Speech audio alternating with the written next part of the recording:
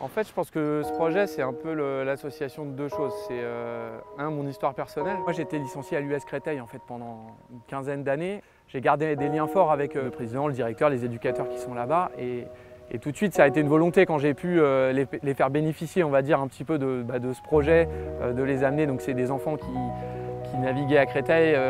Je suis allé les voir sur la base de loisirs. On a fait une séance de voile ensemble. Ils ont eu la chance de pouvoir venir au départ de la Route du Rhum, de naviguer à Saint-Malo en mer, de suivre la course. Donc ça a été une aventure hyper forte.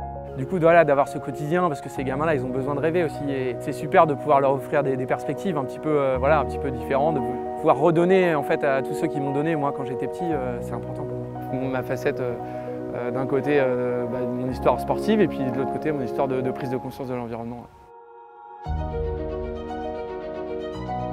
Une simple rivière, déjà, c'est le début de l'aventure pour eux.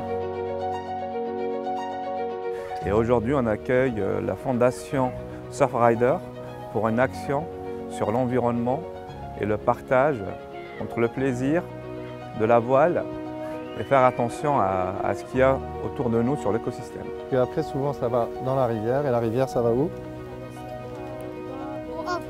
Par exemple, ici, ça va au Havre, exactement. Là, nous étions avec des enfants qui n'ont pas forcément l'habitude de traiter de cette thématique-là. Tiens, Chapelet, tiens, mets à l'intérieur de la canette. Ah ouais. Hop, c'est bon. Attention, je mets les sacs.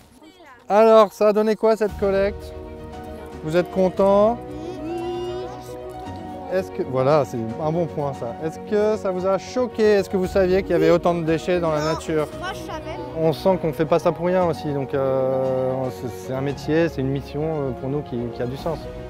Quand je les ai eus au téléphone les semaines précédentes, ils me disaient ils ont hâte, ils ont hâte, ils ont hâte tous les jours. C'est trop bien comme ça. Plus cool quoi. Tu regardes bien devant. Et vas-y, essaye d'aller à droite ou à gauche. Oula. Tu vois, c'est inversé. Compris? Ah, c'est trop beau. En fait, c'est facile. Bah oui, en fait, c'est facile.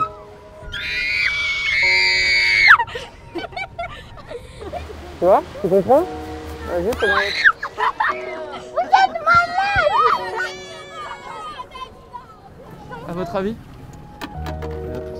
Allez, c'est parti. Au départ, effectivement, ils ne se rendent pas compte qu'ils sont capables de faire des choses en fait.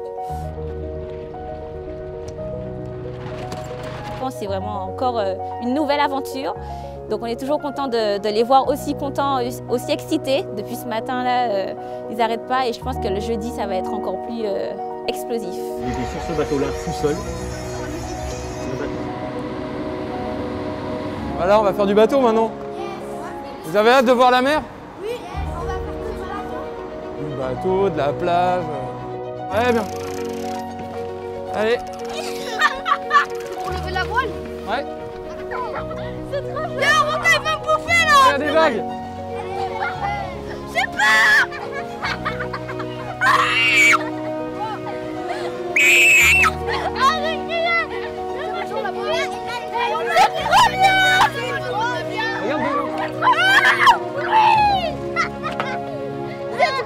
C'est trop beau!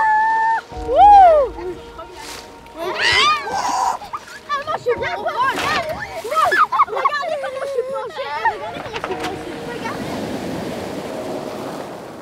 Là, le truc important, c'est qu'on va se rendre compte qu'au bord de la mer, on va trouver à peu près les mêmes déchets qu'en région parisienne. Toi, t'as un paquet de chips?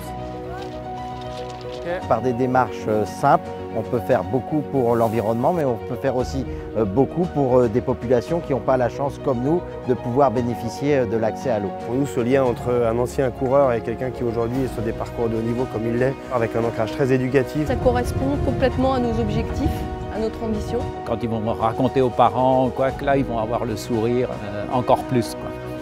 Et vont être fiers. Voilà, puis toujours un projet qui réussit et avec des sourires à la fin, il n'y a rien de plus gratifiant.